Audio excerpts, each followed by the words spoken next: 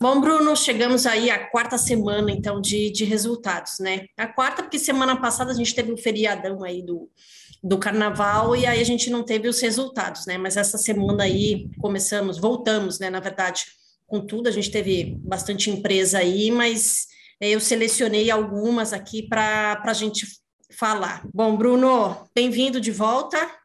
Vamos nessa? Vamos nessa, um prazer estar aqui novamente. Legal.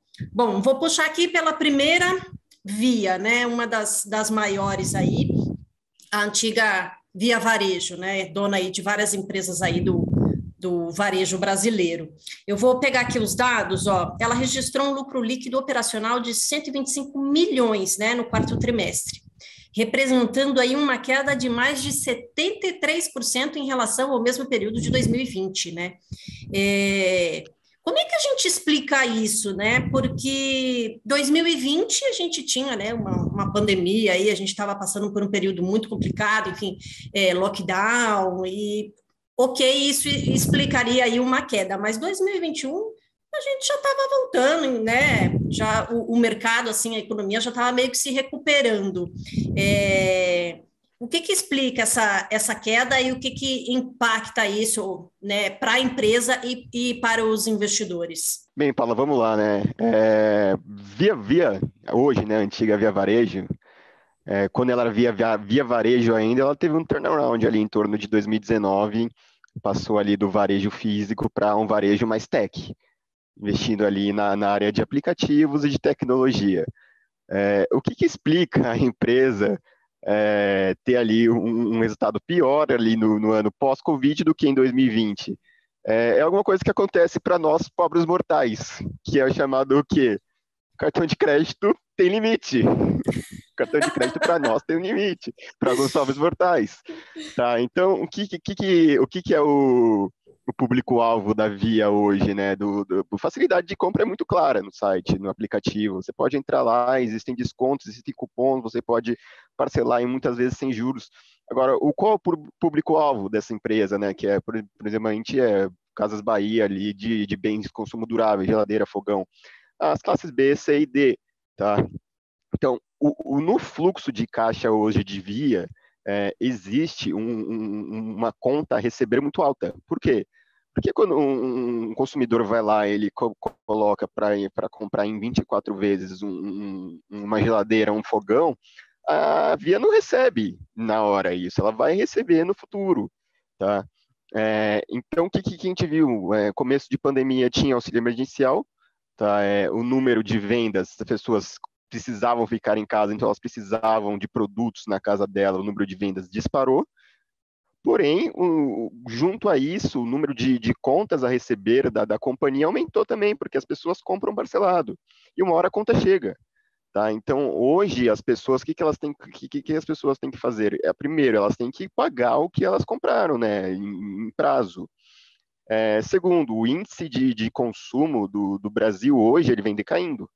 Tá? Então, o índice de confiança do consumidor, junto a uma Selic alta, junto a uma inflação alta, junto a uma taxa de desemprego, onde se tem menos papel moeda em poder público e uma inflação mais voltada ao câmbio, a inflação das commodities, como a gente vê hoje, é uma inflação que pega o consumidor de uma maneira muito forte, porque se você for pegar na inflação, no conceito mais básico dela, seria mais papel moeda em poder público justo por causa da mais inflação, ou seja, as pessoas estão com mais dinheiro em poder em mãos, então, logicamente, o dinheiro tem que valer menos, mas quando é uma inflação cambial, como que nós estamos vivendo hoje, onde o índice de desemprego aumenta no Brasil, está em patamares elevados, e nós temos ali um papel moeda valendo menos, isso daí, obviamente, traz menos consumo, tá? Então, o que acontece com Via hoje, né? Que mostra essa volatilidade negativa? A marcação do papel está bem negativa em relação, talvez, a um preço justo da empresa. Primeiro, número de vendas, tá? A empresa tá registrando menos vendas. Segundo, a dívida dela, tá? A dívida dela é uma dívida relativamente longa, tá? Uma dívida relativamente, está concentrada ali 26, 27 de 2028. Porém, é uma dívida que ela é lançada no mercado, pagamento em Selic, pagamento em IPCA. E com a taxa de juros que a gente tem hoje E com a inflação que a gente tem hoje, se a gente trazer essa dívida hoje para valor presente, que é em torno de 4 bi, tá? Ela se torna um pouquinho maior. Agora, o que o mercado traz ali um risco adverso, talvez, para a posição? A relação fluxo de caixa da empresa hoje, EBITDA e dívida. Se você pegar a dívida da Via e a empresa tentar um rolamento dessa dívida mais para frente para trazer uma clareza mais para o investidor, porque o que o mercado traz esse adverso para o mercado? A incerteza. Tá?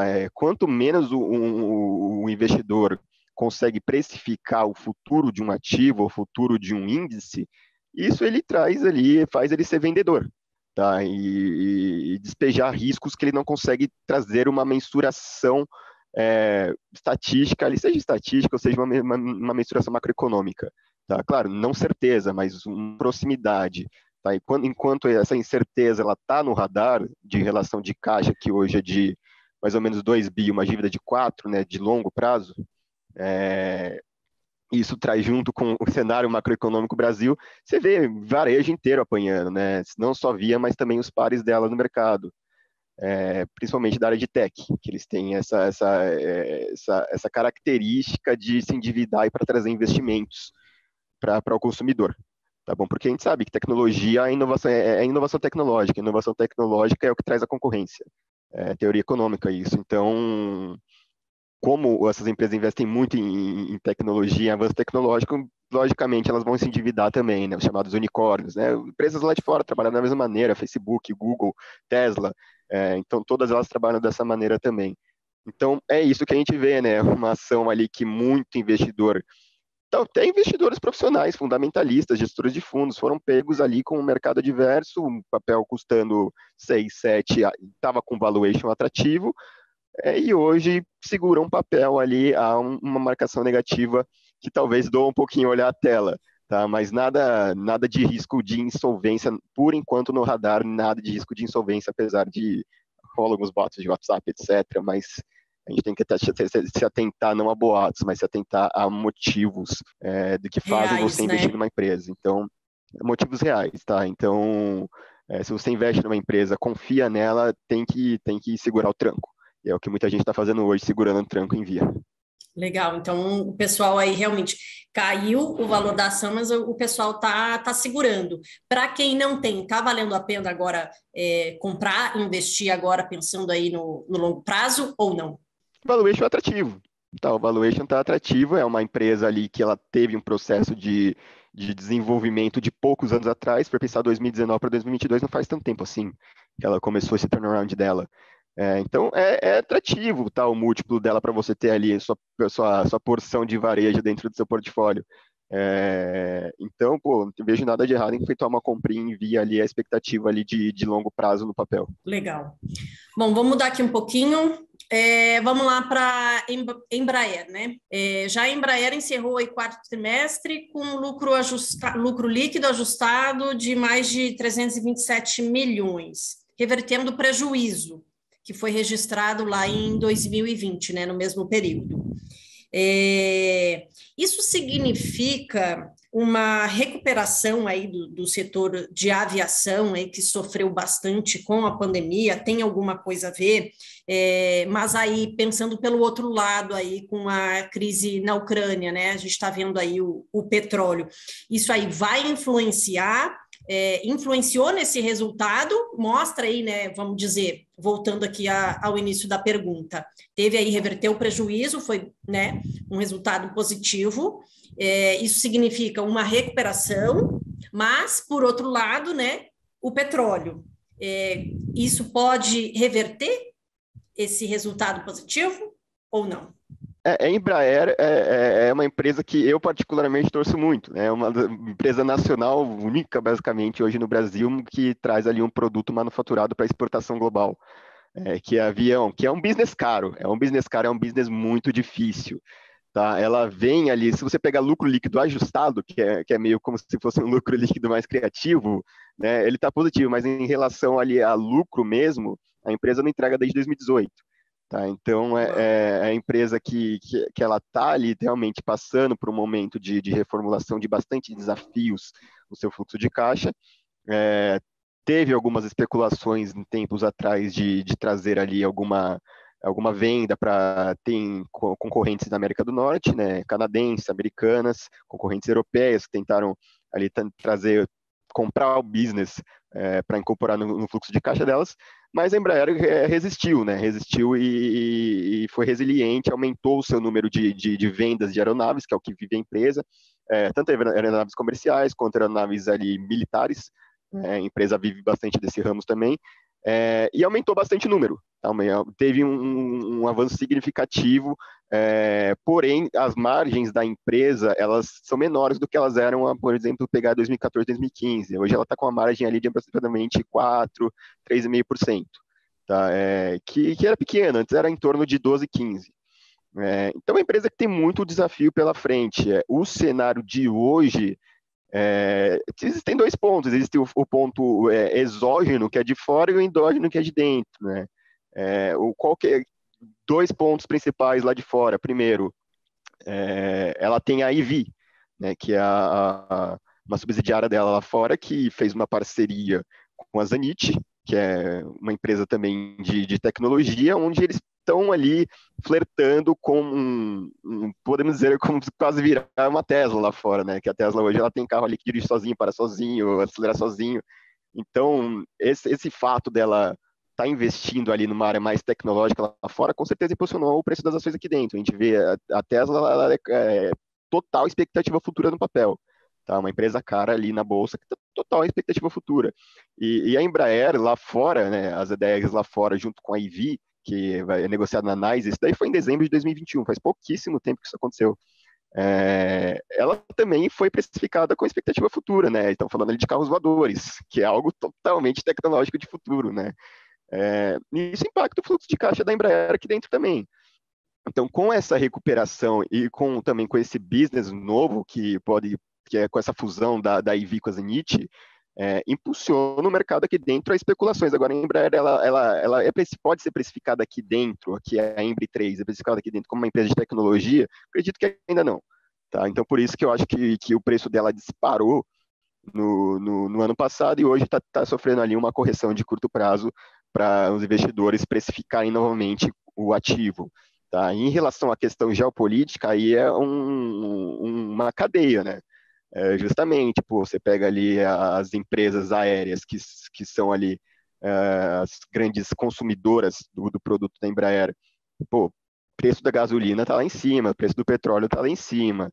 Então, logicamente, uma passagem de avião vai ficar mais cara, essas empresas vão ter menos consumidores, essas empresas com menos consumidores vão demandar menos jatos e vão dar menos aeronaves, e a Embraer vai, talvez, vender menos.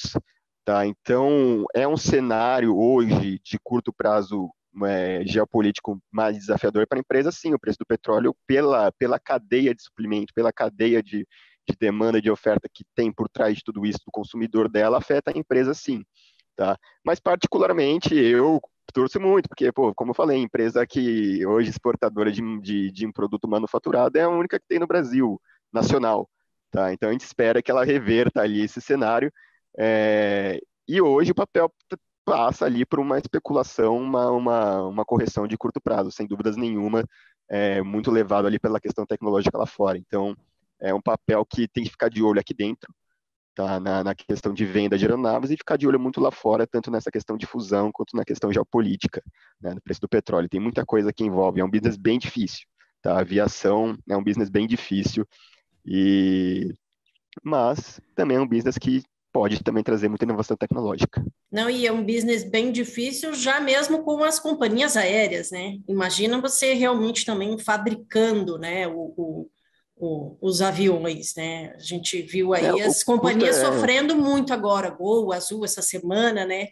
Aí com petróleo. Então, automaticamente, que nem você falou, vai ter um resultado para ela também. E esse resultado de investimento em tecnologia e inovação, ele demora para chegar, né? Ele demora para vir, que nem você falou, foi no finalzinho do ano passado aí essa fusão, e aí tende a demorar aí um pouco, né? Alguns anos, de repente. Exatamente, e como você pontuou corretamente, né? Custos muito altos dessas empresas, logicamente, a margem fica menor. tá? Então o mercado gosta muito de margem, né, o investidor. E então impacta, e como a gente está vendo ali, como você pontuou, Azul, Gol, CVC, Embraer, tiveram uma volatilidade negativa adversa muito forte nos últimos dias.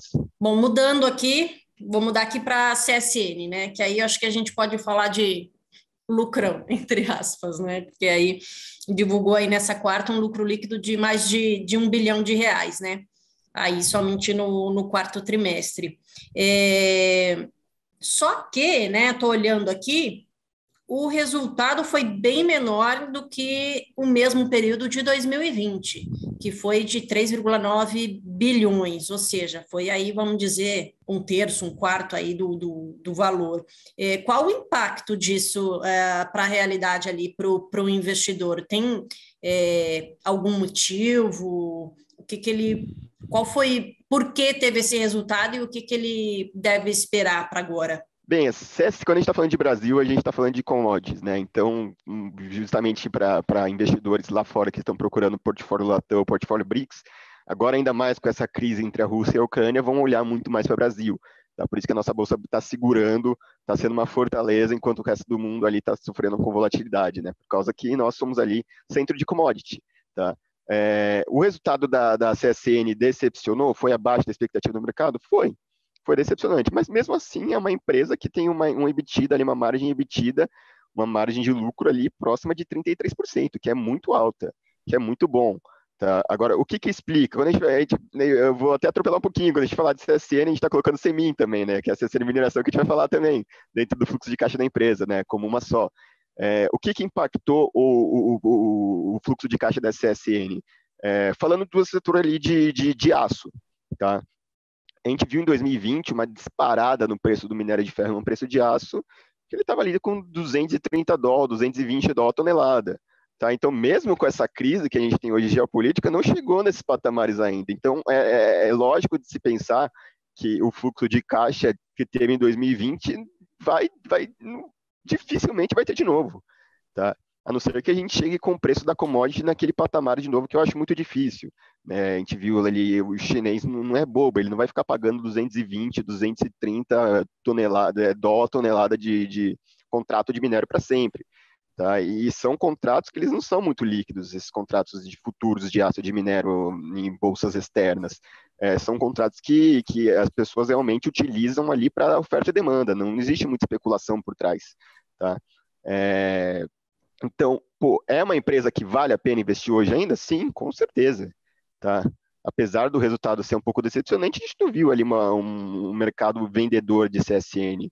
Por quê? Porque a margem da empresa é muito alta e a gente vê o Brasil como um dos principais players globais questão de aço, né? Tanto para qualquer coisa, infraestrutura, produção de veículos. E a expectativa para 2022, esse ano, é muito boa para o ramo de commodities, né? Justamente por questão geopolítica e também por justamente questão de desenvolvimento global pós-pandemia. Tá? A demanda tende a aumentar, a tendência da demanda é aumentar e a empresa reportar mais lucro e, consequentemente, reportar mais margem. E o investidor gosta muito disso. Tá? Então, o CSN ainda continua sendo um dos principais players do mercado global na questão de exportação de aço e, desde que Brasil é Brasil, nós vivemos ali de exportação de commodities e não vai parar por aí. Legal, show. Acho que a gente acabou incluindo tudo aqui, Bruno. Acho que a gente acabou falando aí da CSN Mineração, então, bem legal, foram os resultados mais importantes aí da semana. Queria te agradecer aqui mais uma vez. E semana que vem tem Magalu e outras empresas. Então, acho que o mais importante, acho que da semana que vem a gente vai abordar bastante aí Magazine Luiza. Obrigada, viu? Obrigado a você. Tchau, tchau.